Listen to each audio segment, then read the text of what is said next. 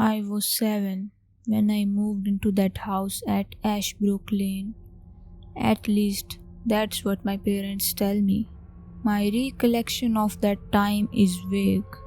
I have memories of the big tree on our lawn, running round the garden with the boy next door, and I remember sitting on the living room floor playing with my He-Man figures.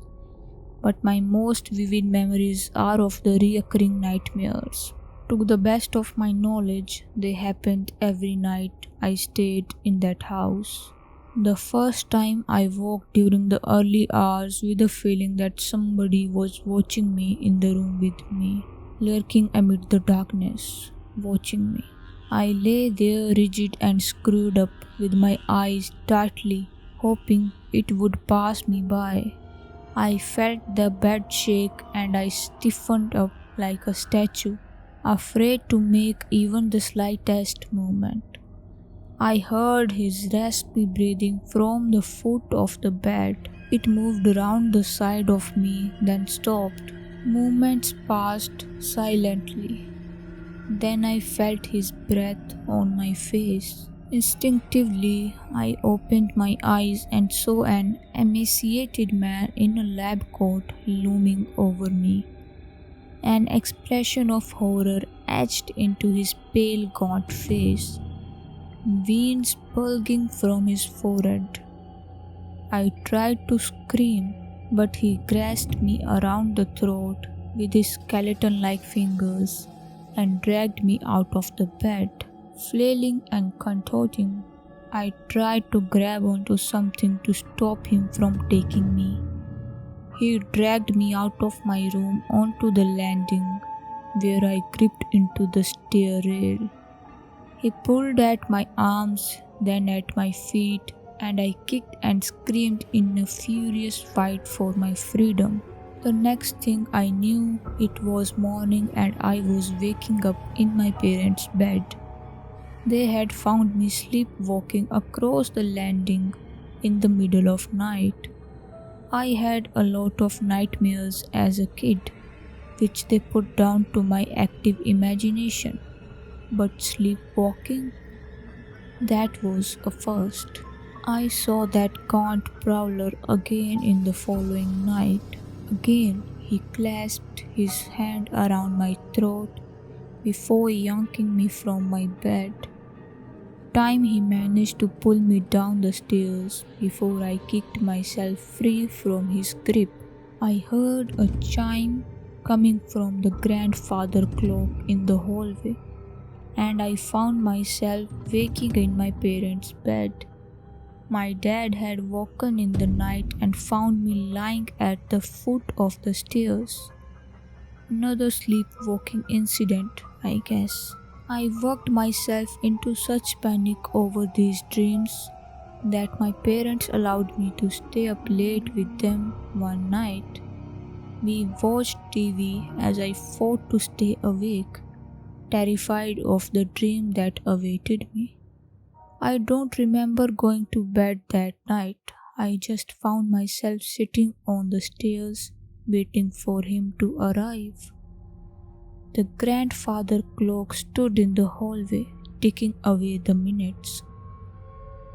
Suddenly, part of the wall opened up to reveal a concealed doorway from which he emerged.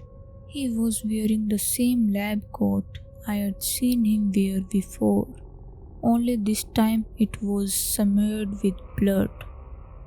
Whatever he'd been doing inside that room, I didn't want to find it out. I watched him dread as he slowly and methodically slipped a pair of rubber surgical gloves onto his hands. He tented his fingers together, then turned and looked directly at me with his intense, deep-set eyes. A pained grimace stretched across his chalky face. I rushed upstairs, calling out for help as he crawled behind me, swiping at my heels. I ran into my parents' bedroom. They were asleep and unaware of the commotion. Before I could reach their bed and shake them awake, My pursuer snatched me up in his bony arms and started pulling me away. I managed to grab onto the door frame, and despite his efforts, he could not prise me from it. He relented for a moment, his breath heavy and labored against my neck. Slowly, he reached into his coat pocket and withdrew a scalpel before slicing deep into my hands. I realized my grip on the door frame as blood dripped between my fingers. I shrieked out, but there was no sound.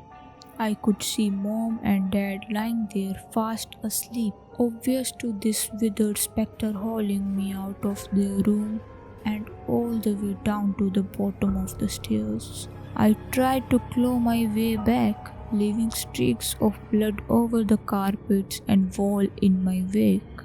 He pressed his fingers against my throat. I whimpered and choked, and my limbs thrashed around in frenzy. At that moment, the grandfather clock in the hallway let out a single chime, and he suddenly abandoned his fight. I looked up to see the emaciated figure creeping back through the secret doorway from which it had emerged. The door sealed shut, disappearing into the wall as though it never existed. A point came where I started to confuse my dreams with reality. I couldn't tell if it was all in my mind or actually happening to me in the middle of the night. During the daylight hours, I examined the wall in the hallway, looking to see if there was some indication of a secret door. I told my parents and my nan about the dreams, and though I never doubted their concern, there was not a lot they could do except reassure me. I stayed with my parents when I got particularly distressed, either in their bed or we would bring the blankets and pillow downstairs and have a sleepover in the living room. Nothing helped.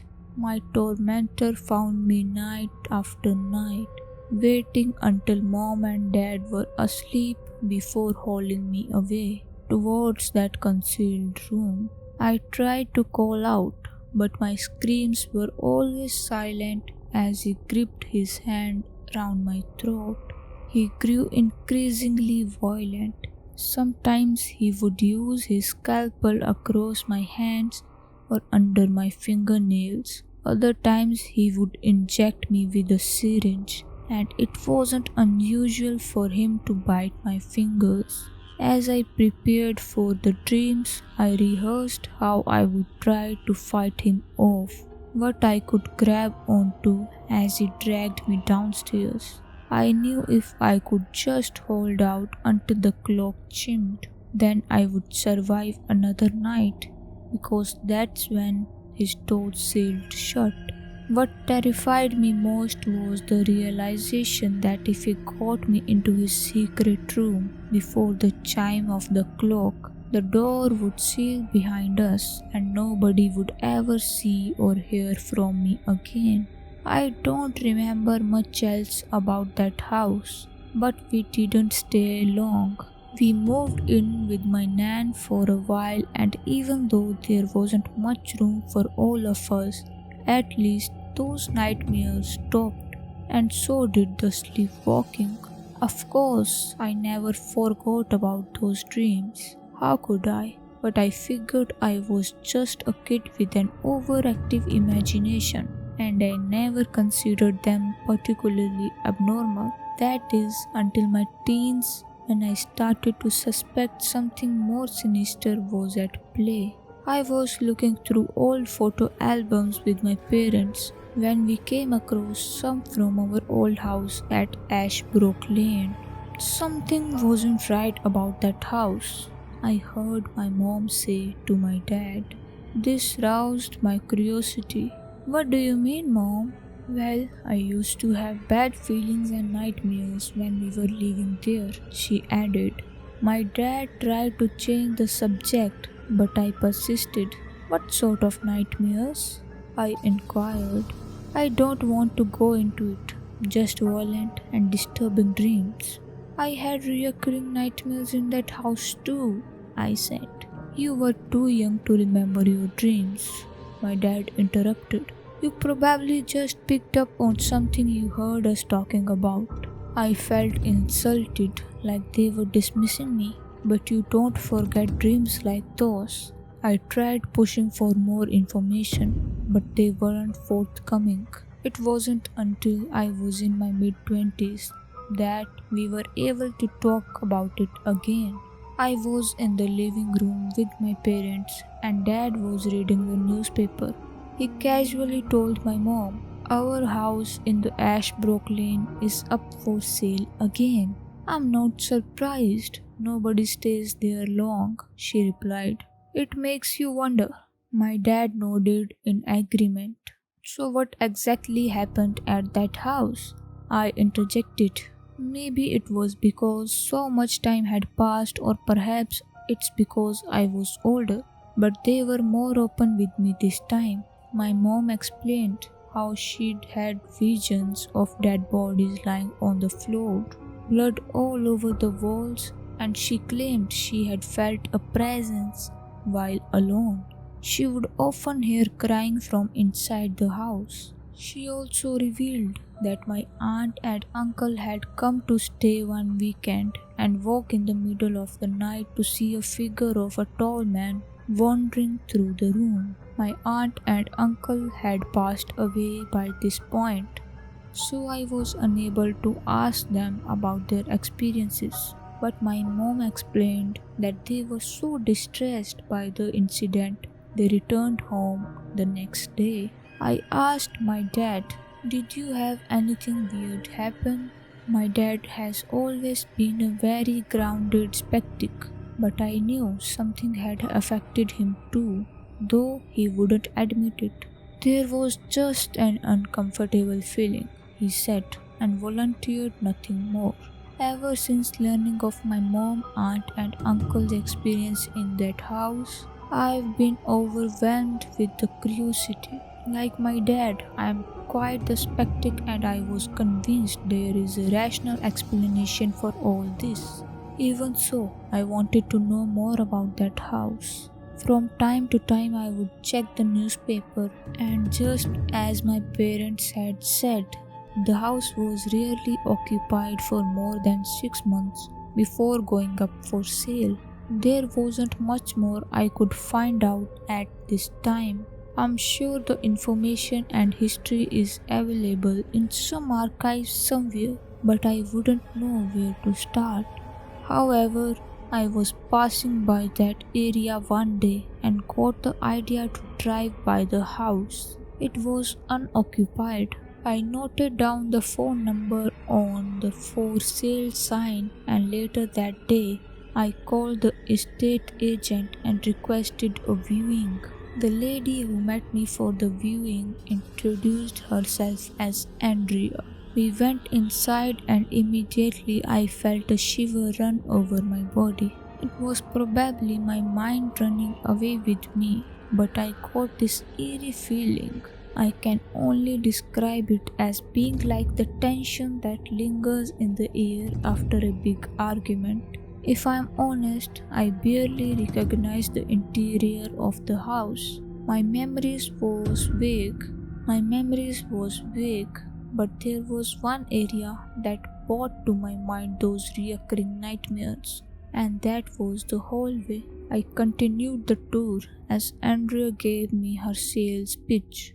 As we walked around, I was convinced that the wall in the hallway was hiding something. "What's behind this wall?" I asked. The look on her face at that moment could disguise none of the lies she proceeded to tell me. It wasn't my intention to make her uncomfortable, but I really wanted some answers. She started mumbling awkwardly about an old boiler room that had been bricked over. She stopped mid-sentence. "You know something about this house, don't you?" she asked me, a tone of surrender in her voice. "I used to live here as a kid," I explained. "Something isn't right about this house, is it?" Although still apprehensive, It was as if I had freed her from an eternal silence. It could cost me my job if I told you. It can't be much worse than I already suspect, I said. Was somebody murdered here, behind this wall? I had put her on edge. She took a cautious glance over her shoulder. Do you mind if we talk about this somewhere else? I am really not comfortable talking about it here. We decided to go for a coffee, and this is what I learned. In 1953, Dr. Henry Fenton moved into Ashbrooke Lane with his wife Mary and their teenage son Raymond. The upper floor would serve as their living quarters, and he had the lower part of the house converted into a doctor's practice. His office was set just off the hallway, opposite which stood his prized grandfather clock. Things were going well for the Fentons and business was thriving. And then one day, Mary fell down the stairs in their home and broke her neck. She died instantly. Henry reacted to the tragedy by immersing himself in his work, using the practice as a distraction from the heartache. Raymond, on the other hand, was struggling to come to terms with his mother's death. With his father too busy to offer the emotional support he needed, he started to drift. He fell in with the bad crowd, started skipping school, experimenting with drugs, and there were a couple of times he'd been caught drinking or brawling and was escorted home by police. Henry barely noticed nor cared about his son's troubles during this time. Once he closed his practice for the day, he would collapse into his armchair and attempt to repress his grief with liquor. Some nights he'd drink himself into a coma. Other nights he would fly into a rage, smashing furniture and throwing things around the room. And sometimes it was his son who bore the brunt of his temper. Raymond was taken in by his grandparents soon after, leaving Henry Fenton all alone in that house on Ashbrooke Lane. Later that year, on a cold autumn night, Henry was woken by a disturbance from downstairs.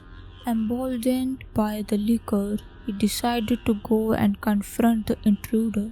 His practice was the only thing he had going for him, and he refused to let some thug take that away. Henry tiptoed downstairs in the darkness. He saw the light of a torch in the far room and heard the intruder rummaging through the cupboards and shelves. It was probably some junkie after the drugs and syringes. He kept on the premises. Henry snuck into his office, withdrew a scalpel from a drawer and tucked into a dark corner and waited. The intruder entered the room, a rucksack over his shoulder and his face covered by a black mask.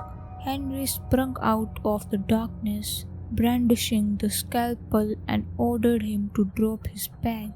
The masked man panicked and lunged towards him, attempting to push past and make his escape. Henry swiped out blindly as he fell backwards against the wall.